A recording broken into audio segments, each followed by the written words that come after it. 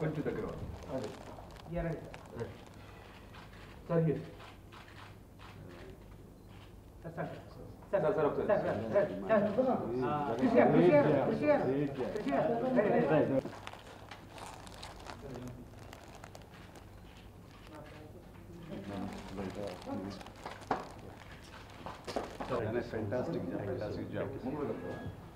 నేను నిన్న కంచె సినిమా చూడటం జరిగింది. చూసిన దగ్గర నుంచి మనస్ఫూర్తిగా వీళ్ళని ప్రత్యక్షంగా ఇంటికి పిలిపించుకుని అభినందించకుండా ఉండలేకపోతున్నాను. అంతా బాగుంది సినిమా. అంటే ఇది ఒక ప్రయోగం కాదు, ఒక అద్భుతమైన, ఒక అందమైన, ఆరోగ్యకరమైన ప్రయోగం కాదు, ప్రయత్నం అని చెప్పగలను. విజయవంతమైన ప్రయత్నం. చాలా హృద్యంగా సాగింది మొత్తం బిగినింగ్ నుంచి ఎండ్ వరకు. ఒక యువకుడి యొక్క జీవితాన్ని అతని వృత్తిపరంగా అలాగే వ్యక్తిపరంగా రెండు కూడాను చాలా చక్కగా నడుపుకుంటూ చక్కటి కథనంతో ట్రీట్మెంట్ తోటి చాలా బాగా అల్లినటువంటి సినిమాగా నేను కంచెని చెప్పగలను. అంటే ఒక పల్లెటూరు వాతావరణాన్ని, ఒక ప్రేమ కథని ఎంత నేటివిటీ తోటి చెప్పారో అదేవిధంగా ఒక వార్ని, పూర్వపు కాలపు వార్ని, అంటే సెకండ్ వరల్డ్ వార్ల ఆ వార్ని హాలీవుడ్ స్థాయికి ధీటుగా ఆయన తీసి చూపించగలిగారంటే క్రిస్ని నిజంగా నేను మనస్ఫూర్తిగా అభినందించుకోవడం లేకపోతున్నాను. అంత ఫెంటాస్టిక్ అసలు. అలాగే ఈ సినిమా ప్రతి ఒక్కరు కూడా చూసి ఆనందించే సినిమా ఈ కంచె. ఇక మా అబ్బాయి వరుణ్ ఆ సినిమాకి ఆ క్యారెక్టర్ చాలా ఒదిగిపోయాడు, చాలా యాప్ట్గా ఉన్నాడు. అంటే 1930s 40s ఆ దశకంలోని లుక్స్, ఒక క్లాసిక్ యువకుడు ఎలా ఉండాలో అంత ఇదిగా తాను తర్జుమా అవ్వటానికి క్రిస్ యొక్క సలహాలు సంప్రదింపులతోటి తాను బాగా మలుచుకున్నాడు. అండ్ చూస్తుంటే 1940s సినిమా హీరోస్ లాగే ఆయన అనిపించాడు తప్ప ఇప్పుడున్న కాంటెంపరీ సమకాలీన ఈ మోడ్రన్ యువకుడు ఏదో కనిపించాలి, అందులో తను ఇవ్వాలంటే చాలా కష్టం. బట్ చాలా ఈజీగా ఇమిడిపోయి ఆ రకంగా తను కూడా రక్తిగట్టించి ఒక వార్ సీక్వెన్స్లో ఎంత బాగా అయితే కనుక ఒక వారియర్ లాగా చేశాడో, అలాగే ఈ పల్లెటూరు సీన్స్లో కూడా అంత నేటివిటీతో చేసి రెండు రక్తిగట్టించి చాలా చక్కగా తను రాణించినందుకు మా వరుణ్ కూడా మనస్ఫూర్తిగా ఒక ఫాదర్గా నేను చాలా చాలా హ్యాపీ ఫీల్ అవుతున్నాను, నేను గర్వపడుతున్నాను. ఇక అలాగే మన సాయి మాధవ్ గారు డైలాగ్ రైటరు, ఆయన కూడా ప్రత్యేకించి నేను ఆహ్వానించాను ఈరోజు. ఎందుకంటే ఇందులో డైలాగ్స్ చాలా అందంగా ఉన్నాయి, చాలా ఒక క్రిస్ప్గా పంజెంట్గా ఉన్నాయి. ఆ యొక్క డైలాగులు చెప్పాలంటే చాలా సిచ్యువేషన్స్లో హీరోయిన్ పుట్టినరోజు జరుగుతుంటే హీరో మాట అంటాడు, శుభం అంటూ ఒక చేసుకుంటూ దీపాలు ఆర్పడం ఏంటండి అని, కొవ్వొత్తులు ఆర్పుతుంటే, అంటే 4 దీపాలు వెలిగించాలి మంచి జరగడం కోసంగా అనే ఆ డైలాగ్ కానీ, అలాగే ఒక ఫిలసాఫికల్ డైలాగ్, అది నేను చాలాసార్లు అంటున్న డైలాగు, అనుకునే డైలాగ్ అది. ఎప్పుడైతే మనస్పర్ధలు ఎవరి మధ్యన వస్తే ఒకసారి మనం ఈగిల్ పాయింట్ ఆఫ్ వ్యూలో చూస్తే కనుక వీఆర్ నథింగ్, దీనికోసం మనం ఇంత మదన పడిపోతుంటాం, ఇంత మీమాంసలో ఉంటాం మనం చెప్పేసి అనిపిస్తుంది. ఆ డైలాగ్ ఎంత బాగా రాశారంటే వరుణ్తో చెప్పించారు. మన దేశం యొక్క, భారతదేశం యొక్క వైశాల్యం అటు ఇటు చూసుకుంటే 2000 చిల్లర కిలోమీటర్లు ఉంటుంది. అది ప్రపంచంతో పోల్చుకుంటే కనుక నథింగ్. ఈ ప్రపంచం సౌర కుటుంబంలో ఒక మూలం ఉంటుంది. ఈ సౌర కుటుంబం పాలపుంతలో కానివ్వండి, పాలపుంత గెలాక్సీలో కానివ్వండి, ఇవన్నీ చూస్తుంటే మనం ఎక్కడో చిన్న చుక్కలో ముక్కలా బతుకుతుంటాము. అలాంటిది దీనికోసంగా కొట్టుకోవడం ఏంటి, తిట్టుకోవడం ఏంటి అంటూ ఆ ఫిలసాఫికల్ డైలాగ్ ఒకటి ఆలోచింపచేసే విధంగా ఒక డైలాగుని చాలా చక్కగా ఆయన రాయటం జరిగింది. అదేవిధంగా కులాల గురించి ప్రస్తావిస్తూ వాళ్ళ యొక్క వృత్తిని బట్టి కులాలే తప్ప కులాలు అనేవి ఎక్కడ లేవు. కమతం చేసుకునేవాళ్ళు, కాపు కాసుకునేవాళ్ళు, కాపలా కాసేవాళ్ళు, అలాగే నేసుకునేవాళ్ళు, అలాగే చేనేత, ఇట్లా వీళ్ళ పనిని బట్టి వాళ్ళు కులాలు వచ్చింది తప్ప, వృత్తులు బట్టి కులాలు వచ్చింది తప్ప మరి కులాలంటే ఎక్కడ ఏమీ లేదు. అంటూ ఒక ఆలోచింపజేసే విధంగా ఒక చైతన్యవంతంగా ఆ డైలాగులు హీరోతో చెప్పిస్తారు.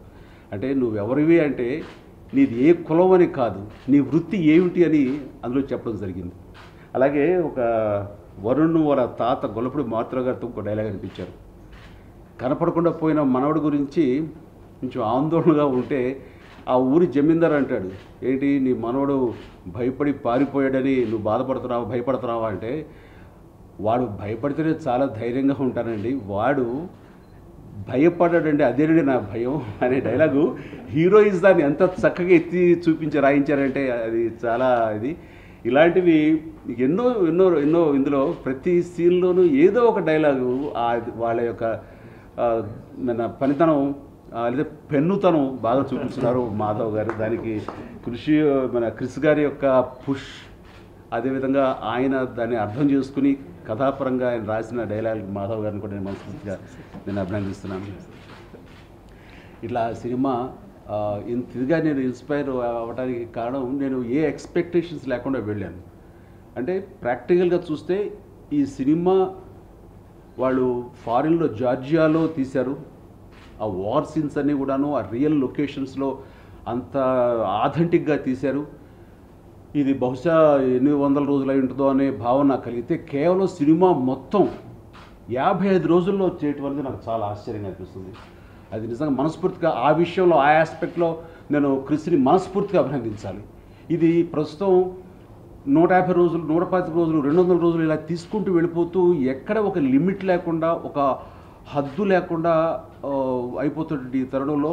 ఆ విధంగా ప్రొడ్యూసర్స్ కూడా చాలా ఇబ్బందికరంగా ఉండేటటువంటి పరిస్థితుల్లో, బడ్జెట్ని కంట్రోల్ లేకుండా అయిపోయే పరిస్థితుల్లో క్రిస్ లాంటి వ్యక్తి ఇంత గ్రాండ్యూరు, ఇంత విజువల్స్ తోటి, ఇంత కష్టసాధ్యమైనటువంటి ఈ సినిమా 3 సాంగ్స్ తోటి ఈ సినిమా కేవలం 55 రోజుల్లో తీయటం అంటే కనుక ఇండస్ట్రీకి ఒక రకమైనటువంటి ఎడ్యుకేషన్ లాగే నేను చెప్పాలి.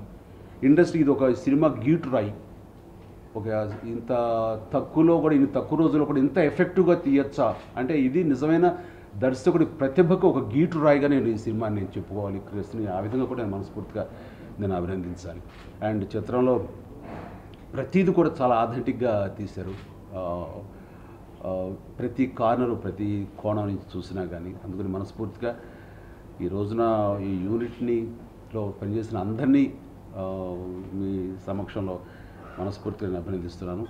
అండ్ ఇలాంటి సినిమాలు రావాలి, ఇలాంటి డైరెక్టర్స్కి మీ నుంచి ఎంకరేజ్మెంట్ రావాలి, మీ యొక్క ప్రోత్సాహం ఉత్సాహం ఉంటే కనుక ఇలాంటి సినిమాలు మరెన్నో ఎంతోమంది దగ్గర నుంచి రావాలి. ముఖ్యంగా క్రిస్ దగ్గర నుంచి ఇలాంటి సినిమాలు మనం ఎక్స్పెక్ట్ చేయాలి.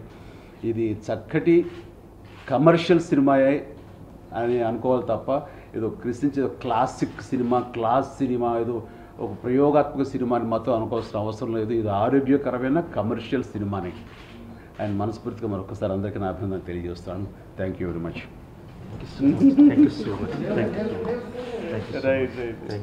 మీరే చెప్పండి. ఒక నిమిషం దానా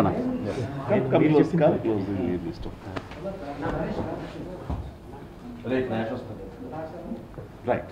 గొప్ప నటుడు, అతిపెద్ద స్టార్, మెగాస్టార్ గారు నా సినిమాలోని ప్రతి డైలాగ్ని అంత చెప్తా ఉంటే నాకు గూస్ బంప్స్ వస్తున్నాయి. బేసికల్గా వరుణ్ చేస్తున్నప్పుడు చాలాసార్లు ఆ కర్రసామ్ స్టిల్ ఐమ్ ఫీలింగ్ దట్ కర్రసామ్ చేస్తున్నప్పుడు నాకు చిరంజీవి గారి పోలిక కనిపిస్తూ ట్రై చేశాను. 2-3 షాట్లు అలా చూసుకుందాం చిరంజీవి గారిని డైరెక్ట్ చేస్తున్నట్టు అని. ఈరోజు మా నాన్నగారు పుట్టినరోజు.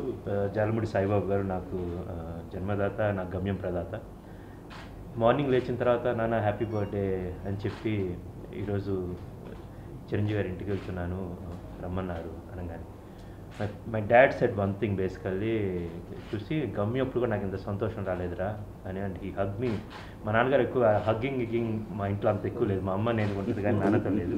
First time he hugged and he said I'm so proud of this అని. ఈరోజు ఈ మూమెంట్స్లో nobody can take away from me అని. జీవిత అనుభూతుల భాండాగారం, ఒక గొప్ప అనుభూతి నాకు ఈరోజు ఇచ్చారు sir. Thank you so much. నేను ఈ సినిమాలో ఫస్ట్ కార్డ్ మా అందరికి థ్యాంక్స్ చేయడం అన్నీ పక్కన పెడితే, ఫస్ట్ కార్డ్ అమ్మకి, నాన్నకి, గురువుకి, దైవానికి, పుడమికి, పుస్తకానికి నమస్కరిస్తూ అని సినిమా స్టార్ట్ చేశాం మేము. కానీ ఈసారి తెలుగు ప్రేక్షకులకి సెల్యూట్ చేస్తూ నమస్కరిస్తూ నా యొక్క మిగతా సినిమాలు చేస్తారని చెప్తున్నాను. Thank you so much.